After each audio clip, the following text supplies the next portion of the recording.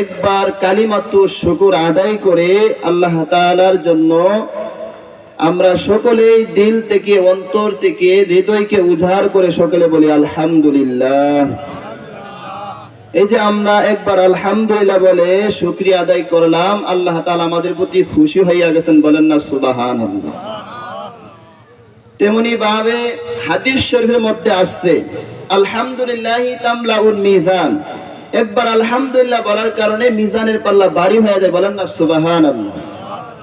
আরো বলা হয়েছে সুবহানাল্লাহি ওয়াল হামদুলিল্লাহি তামলাআনে ওয়া তামলাউ মা বাইনাস সামাওয়াতি ওয়াল আরদ, একবার আলহামদুলিল্লাহ এবং সুবহানাল্লাহ বলার কারণে আসমান জমিনের মধ্যে যত ফাঁকা জায়গা আছে এই ফাঁকা জায়গা আল্লাহ তাআলা আপনার আমার আমলনামার মধ্যে সওয়াব দ্বারা পরিপূর্ণ করে দেন, বলেন না সুবহানাল্লাহ।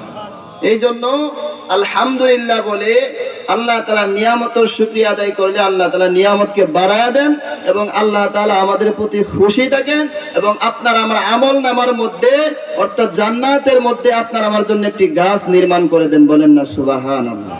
এই জন্য আমরা আজকে এখানে আসতে পেরে, বসতে পেরে আমরা খুশি না বেজার? আমাদের লাভ আছে না নাই? লাভ আছে। হাদিস শরীফের মধ্যে আসছে, মুসলিম শরীফের হাদিস, আল্লাহর নবী করিম সাল্লাল্লাহু আলাইহি সাল্লাম বলেন, লা ইয়াকুদু কওমুন ইয়াযকুরুনাল্লাহা তাআলা ইল্লা হাফাতুহুমুল মালাইকা ওয়া গাশিয়াতুহুমুর রাহমাহ ওয়া নাযালাত আলাইহিমুস সাকিনাহ। আল্লাহর নবী করিম সাল্লাল্লাহু আলাইহি সাল্লাম বলেন, কোন কওম জাতি ততক্ষণ পর্যন্ত কোরআনের মজলিসে, হাদিসের মজলিসে বসতে পারে না,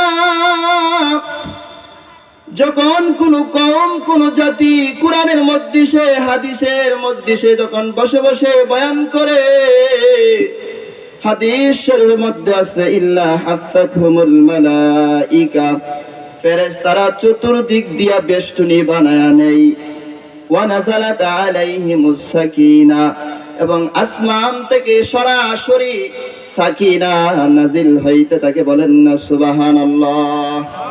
এই জন্য আমরা এখানে যে বসতে পেরেছি, আসতে পেরেছি, লাভ আছে না নাই? আল্লাহ পাক রব্বুল আলামিন ফেরেশতাদেরকে নিয়ে ওই আসমানের মধ্যে আল্লাহ তাআলা ফেরেশতাদেরকে নিয়ে আলোচনা করতেছে আর বলতেছে, ও ফেরেশতারা, ওই যে দেখো আমার বান্দারা মাগরিবের নামাজের পরে বসে বসে কোরআনের বয়ান শুনতেছে, হাদিসের বয়ান শুনতেছে, ও ফেরেশতারা তারা কিসের জন্য এখানে বসে রইছে? ফেরেশতারা বলবে, ওগো আল্লাহ, তারা এখানে বসে রইছে একটাই তাদের কারণ, তারা জান্নাত চায়, জাহান্নাম থেকে মুক্তি চায়। আল্লাহ তাআলা ফেরেশতাদেরকে বলবে, ও ফেরেশতার দল, তোমরা না বলছি না দুনিয়াতে মানুষ জাতি সৃষ্টি করার দরকার নাই, তারা দুনিয়াতে গিয়ে দাঙ্গা হাঙ্গামা ঝগড়া ফাসাদ করবে। ও ফেরেশতার দল, আজকে কেন তোমরা বলতেছো তারা কোরআনের বয়ান শুনতেছে, হাদিসের বয়ান শুনতেছে? আল্লাহ তাআলাকে ফেরেশতারা বলবো, গো আল্লাহ, তারা জান্নাতের আশায় জাহান্নাম থেকে মুক্তির জন্য আপনার কাছে আপনার কোরআনের বয়ান শুনতেছে, হাদিসের বয়ান শুনতেছে। তখন আল্লাহ পাক রব্বুল আলামিন ফেরেশতাদেরকে ডেকে ডেকে বলবো, ফেরেশতারা তোমরা সাক্ষী থাকো, আমি আল্লাহ পাক রব্বুল আলামিন ওই বান্দাদের জীবনের যত গুনাহ আছে ওই গুনাহগুলো মাফ করে দিলাম, বলেন না সুবহানাল্লাহ।